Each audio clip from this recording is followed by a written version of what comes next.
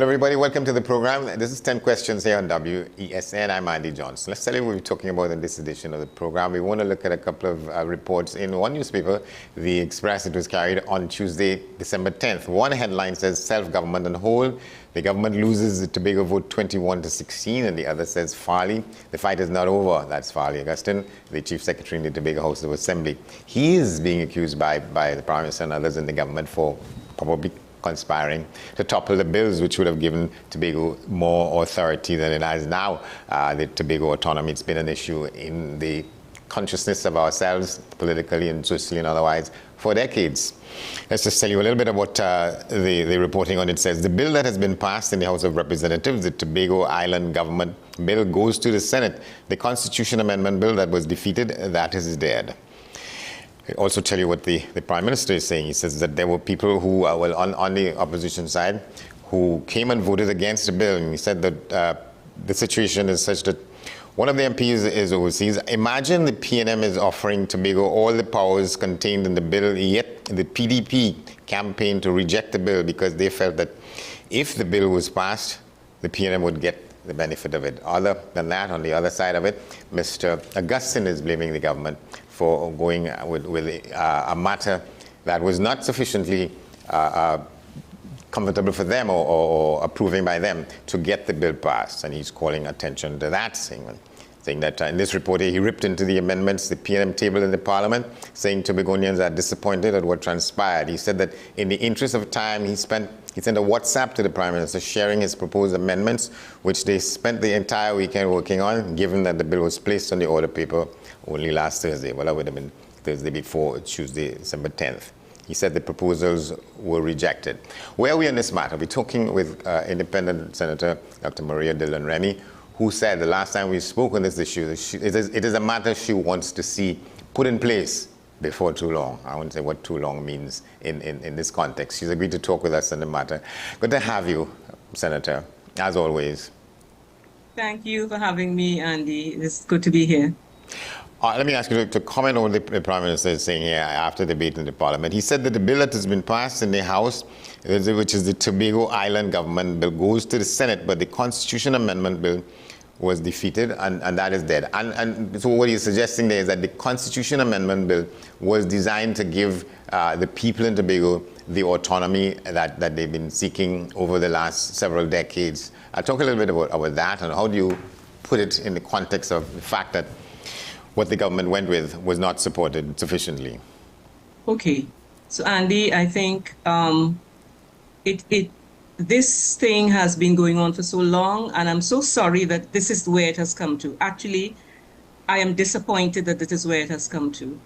I have always said that in order for the Tobago to get the more autonomy than they have right now, it would require the meeting of the minds of the Tobago House of Assembly, or the people of Tobago, the government, whichever government is in power, and at this time it's a PNM, and also the opposition. And the reason for saying that is exactly what has happened, that there was not agreement of all three. The bill that was brought, the Constitutional Amendment Bill, that was not passed. Actually, so let me say there were two bills, the Constitutional Amendment Bill and the Tobago Island Government Bill. The Tobago Island Government Bill depended on the Constitutional Amendment Bill to function. So even though that article said that the Tobago Island Government Bill will go to the Senate, there was a statement by the Attorney General subsequently saying that that bill is also dead, because what the Tobago Island Government Bill does was to put into effect what the Constitution would have amended to give Tobago the authority that it needed. The Island Government Bill would have, in other words, working out the nuts and bolts as to how this would have played out in Tobago. So both bills are dead. Okay, so back to what I was saying, that it required all three sectors to agree, and that did not happen. So the Constitutional Amendment Bill requires a three-quarters majority in the House, and that did not happen. If it had come to the Senate, it would have required a 2/3 majority, and it did not come to the Senate.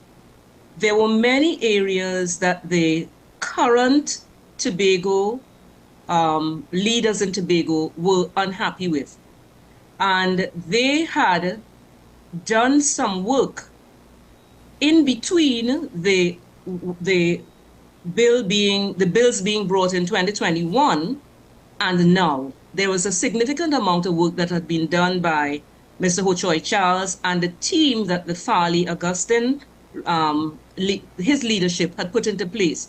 And they had done a lot of work that was, they examined each clause in the current bill.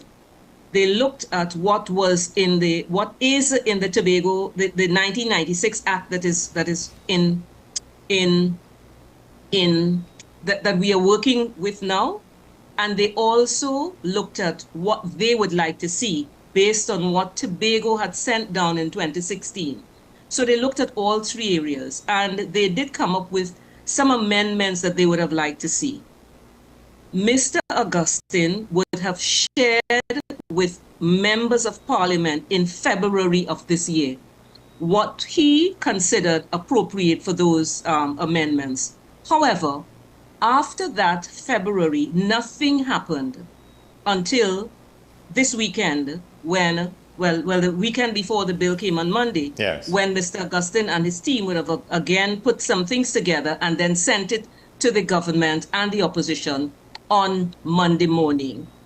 Now, I am going to, as I said, I'm going back a little. Yes. What I thought should have happened then is that those amendments that they considered should have gone to the Tobago House of Assembly legislature and have that be sent to the government and the opposition to see whether they are in agreement with it and to see what can happen with the bills that were already in the Parliament. Those bills were already at committee stage, so they could not be debated. What this required was more, these adjustments that were being suggested by the Tobago House of Assembly required more than just that. They required that the clauses would be examined. They required that the amendments would have been put on the table in the House, and then for them to be agreed or not agreed.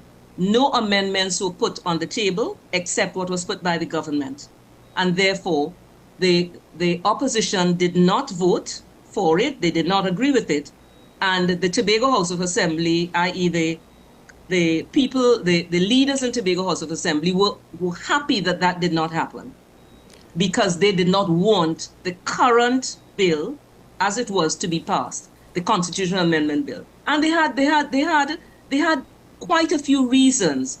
And this is why I said, Andy, unfortunately, this bill was brought back in what I consider an election year, when people are not necessarily looking at the bigger picture.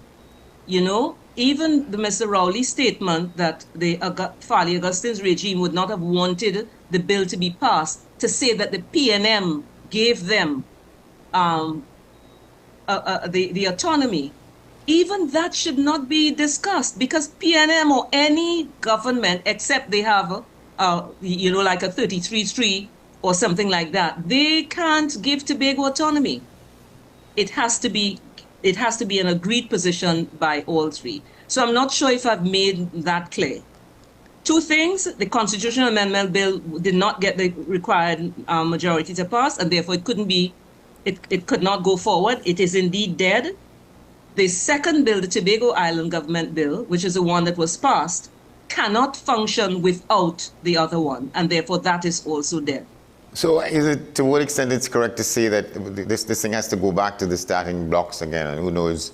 Well, there is a view that it was in 2016 that this bill would have come to the cabinet, the then cabinet.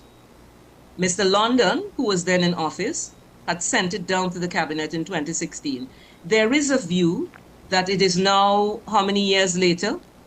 8 is now 8 years later, And there are some things in there that would need to change. There is that view.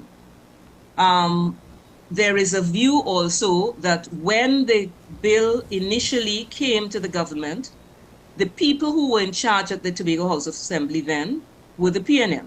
You now have another regime who is in charge, and therefore they should have had an opportunity to give their assessment or their view of what needs to be changed in the bill. Now, I must say that when the bill came to in 2021, there were amendments that were recommended by the PDP then in the THA.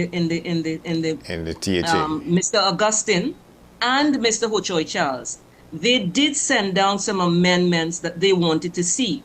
And if you heard the leader of government business during the last week, the Monday discussion, they did say that they took into consideration some of those things that were recommended by Mr. Augustine and Mr. Charles at the time. Mr. Augustine was not you remember there was a 6-6 tie at that time? Yes. And there was no chief secretary. Well, there was no, Augustine was not chief secretary then. Yeah. Now that he's chief secretary, they're of the view that they should have an opportunity to put some things else on the table. But as I said, where the bill was, it was at committee stage. It was not at a stage where you had to go back for debate. So I hope I've made it clear. So do you support the idea from the THA that there are some things that need to be put on the table or needed to be put on the table and that should have been allowed? Okay, so I would say that the things that they wanted to put on the table were not new things, in my understanding of it. For instance, they were talking, and Mr. Augustine did talk about, a federal system. The federal system was discussed before in Tobago because it was in 2007 they had the Signal Hill Accord. That was discussed at that time. The federal system was not put on that bill that came to Tobago, to the cabinet. So if Mr. Augustine is saying that he is putting something new, the federal system was not new, but Tobago did not send that down. If they wanted to put the federal system in, they would now have to bring that back as another event, but that was not being considered by the thing. And Andy, you know what a federal system is? You have two separate government islands. So island of Trinidad has a government, island of Tobago has a government, and then there's a government of Trinidad and Tobago ruling over both, much as what you have in the United States. Because each state is governed, they have the government, and then you have the federal government. And the federal government, is leaders for international matters and stuff like that. So that is not what was being considered. And a part of the problem with the acceptance of the bill in Tobago is that many of the things that they are saying that they want fits in more with a federal system than with what we have right now, where Tobago is the island government of Tobago will have its ability to make laws, but in the context of Trinidad and Tobago. So there's a Trinidad and Tobago, and then there's a Tobago that's carved out, which is what this bill seeks to do. And that was I think, one of the main reasons that they did not accept and what was in the bills. And I would say, I consider that needed careful discussion, because you heard Mr. Rowley say also that he said it on several occasions, that the Tobago House of Assembly is asking for a federation, a federal system, and that was not considered. Is he correct? And well, not only considering the consideration to a part, but that is not appropriate to these circumstances, or to what extent they may not be? Well, it's not whether he thinks appropriate or not. Remember, the Parliament was asked to consider a bill that came from Tobago. Yes. And in the bill that came from Tobago, it did not include a federal system. So it can't be changed in the middle, because a lot of work would have gone into years of work would have gone into what was produced. And Andy, I would recommend, it's a very large report, but I'd recommend that you go through, if you have the time, to go through some of the elements of the report.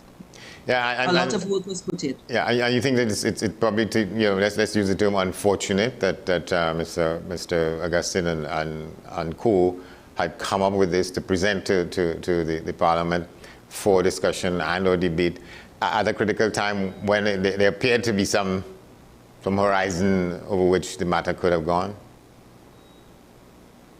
I don't understand the question. If to what extent it was unfortunate for the THE to have sent whatever it is they sent on this question about how to organize the arrangement for self-government.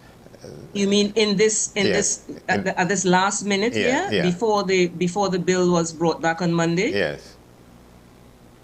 Yes, that's what you're talking about? Yeah. In that sort of timing? Yes.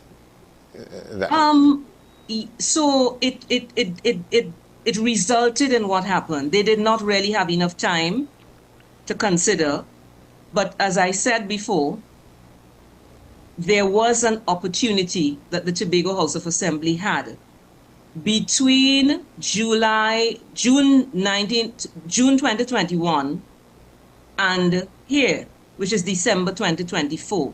That's 3 years.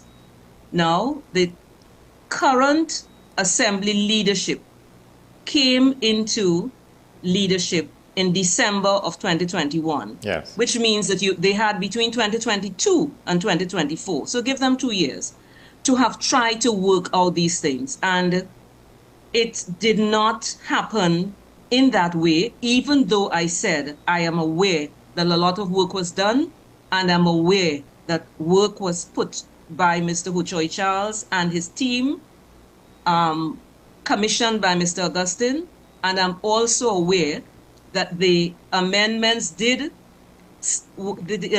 were circulated to the members of Parliament in February of this year, but it did not go further than that in between February and now. And I think that was a crucial time when some things could have happened. But I'm only saying that now in hindsight. Yeah. So you would have been, among the members, let's say, of the independent bench, to have been surprised by what was presented from the THA on this issue. Were you perhaps not looking for the presentation of what you know existed based on the discussions and presumably agreements by the people in Tobago as to what should work and what could work?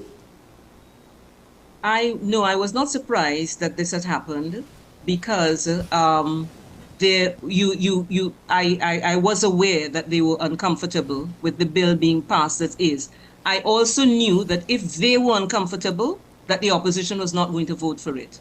And therefore, this is why I think what happened. My surprise is that they would have allowed it to go for this long and not seek to deal with it if everyone says that they are interested in Tobago House of Assembly getting more autonomy. The government has said that, and the government has presented in Parliament a bill which was considered by the Parliament and not by the government. The bill that came, that's something I must say again, the bill that came was a bill that was considered by a joint select committee. It was not the government. It's true that the government is in leadership, and therefore they have more people on the joint select committee. But it's a bill of Parliament.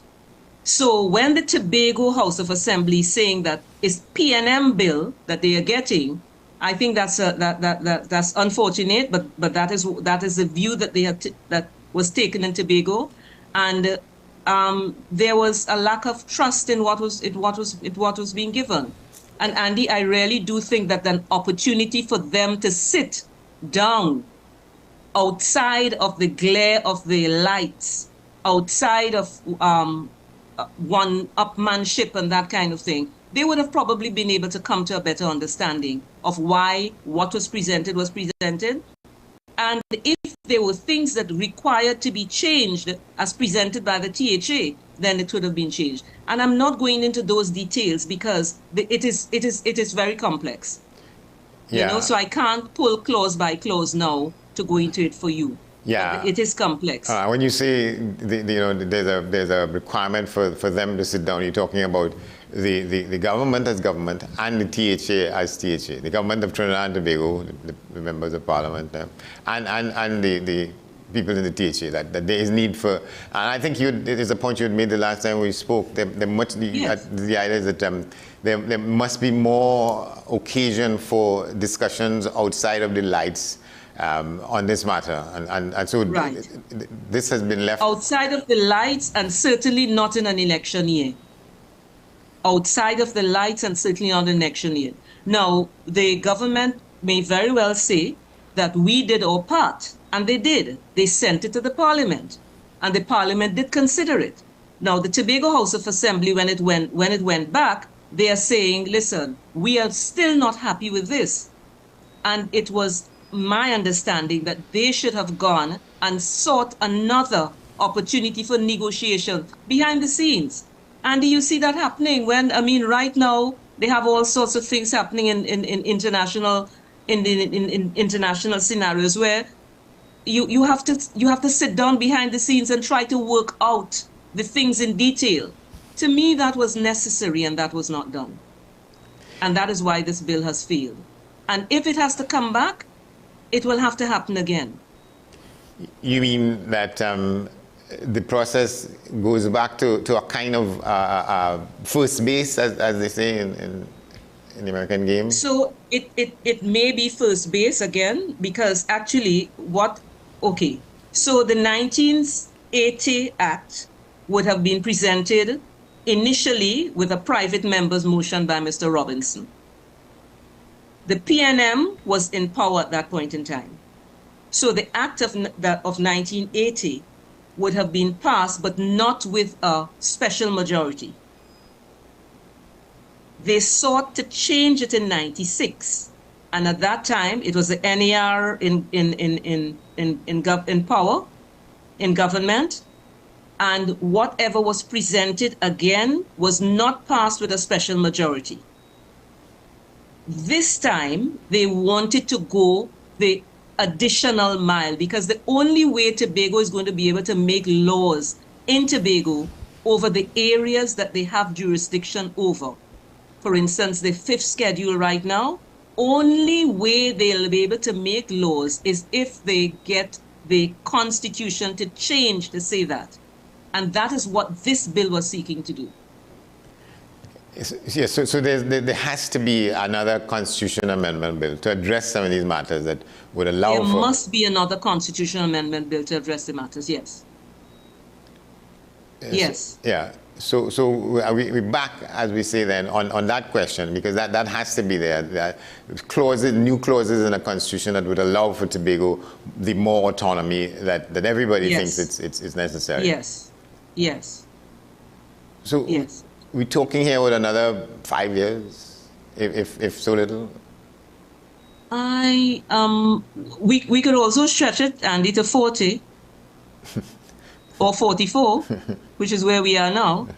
We could stretch it to that, but I would hope that that is not the case, and I would hope that, in my understanding, that negotiation skills be used to get something that we are all pleased with, and that Tobago can carry on with its business. Because I am an optimist, and I do believe that the government does want Tobago to get the autonomy that they say they want, and Tobago, and I do believe that Tobago's autonomy is something that is very important to the people of Tobago.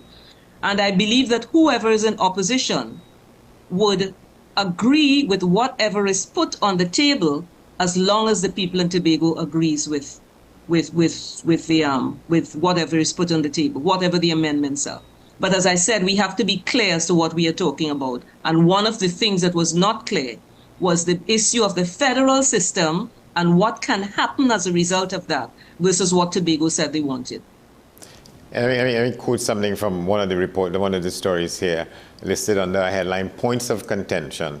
Augustine, they're referring to the Chief Secretary, he emphasized the importance of recognizing Tobago's distinct political and administrative needs, pointing to the imperial orders of 1888 and 1889, which declared Tobago a ward of Trinidad.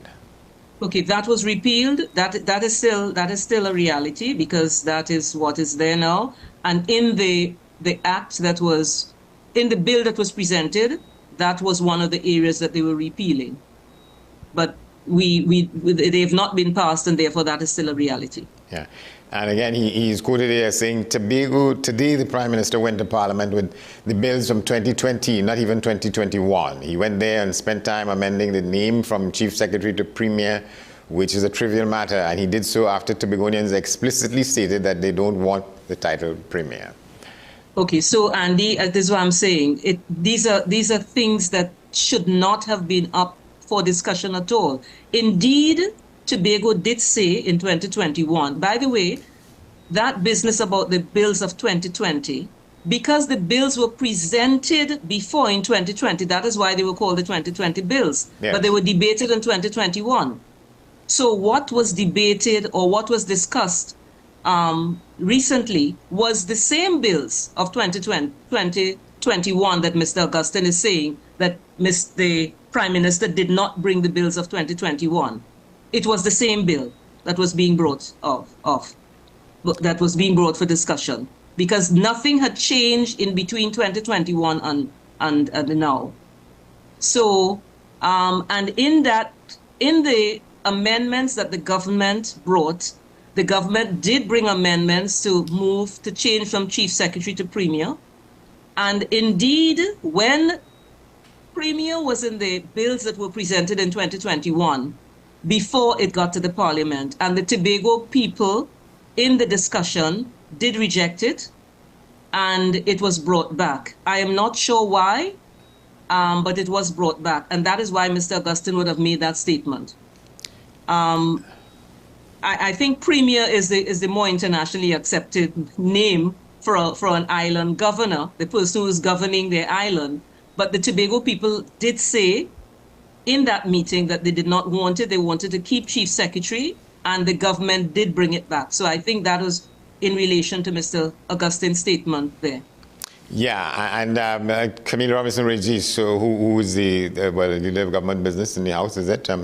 Regrettably, Tobago's leap to self-government has been stymied. According to her, the failure of the House to entrench Tobago's self-government in the Constitution means a number of things. One of them, the lack of constitutional protection, vulnerability to change, and also a legislative autonomy.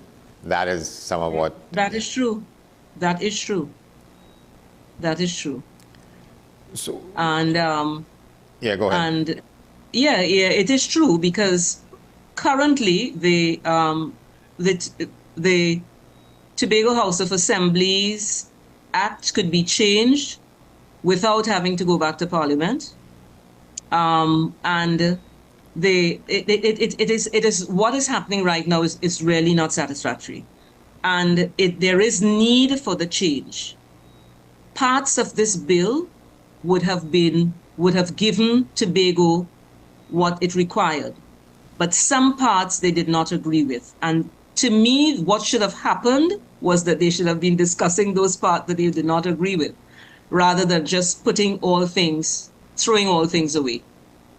That didn't happen. So you're saying that there has to be a new approach to how to address this matter, such that I would suggest that humbly, that there needs to be a new approach. Yes. The way in which things work in the Parliament, we're talking about the next 5 years before something comes back, or what is the sense that this is? Well, there is an election coming next year. Yeah. So one of the things that could be done by whoever wins the election is that this could be brought back in the early part of the new Parliament, of the new session of Parliament. Yeah. What do you make of what do you think would be, let's put it that way then. The advisability of Mr. Augustine talking about taking this matter to the international community, whatever he means by that. Is he talking about the United Nations and so on? How will that help? Or maybe just getting other people who are independent of the situation to look at it and make some, because the most they can do is probably make proposals and so on that have to come back and get agreed to or not, all right? Yes. The most they could do is make proposals. At the end of the day, they still have to come back to the parliament for the changes to be made, because we are a sovereign state. And yes, they can make this is a statement that was made by Mr. Charles before. He kept saying that we'll have to go to the international agencies because Tobago is being suppressed. Tobago is being oppressed. And I think Mr. Augustine took that same view, that is what is happening, and they'll have to go to the international bodies. I really cannot comment on that, other than whatever the international bodies recommend would still have to be agreed to by the people of Trinidad and Tobago in the manner that results in the constitution being changed, and that could be only changed by the Parliament of Trinidad and Tobago. And so it will still have to come back. Yeah, and the people of Trinidad and Tobago we're talking here, that has to go through their established parliamentary representatives, not people. Yes. Yeah. Yes. All right, so there's a long way to go still. Yes. Andy, I'm really hoping that I think that if people seek to take, and I'm trying to be if people seek to take a long-term view and a view that, listen, this is important for all of us, because everybody realizes that this has been there's a concept of the uneasy yoke that has been going on between Trinidad and Tobago since the annexation in 1898 or whatever. Because at that point in time, Tobago had said, listen, give us an opportunity to be able to say if this is working for us. And as you know, the 1950s, this has been going on for so long. So hopefully we will be able to get some resolution at some point in time. I would say, I heard many politicians using this term, sooner rather than later. And hopefully it would not go beyond the next session of Parliament.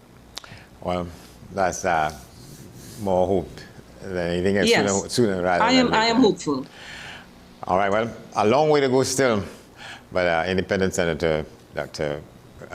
Dillon, thank you very much for talking with us. All right, thank you. Dr. Maria Dillon. And have a great Christmas. You too. Thank you very much, Dr. Maria Dillon. Okay. Autonomy for Tobago, some distance still up ahead. That's 10 questions. That's our program. For this edition, I'm Andy Johnson. See you next time. Thanks for watching.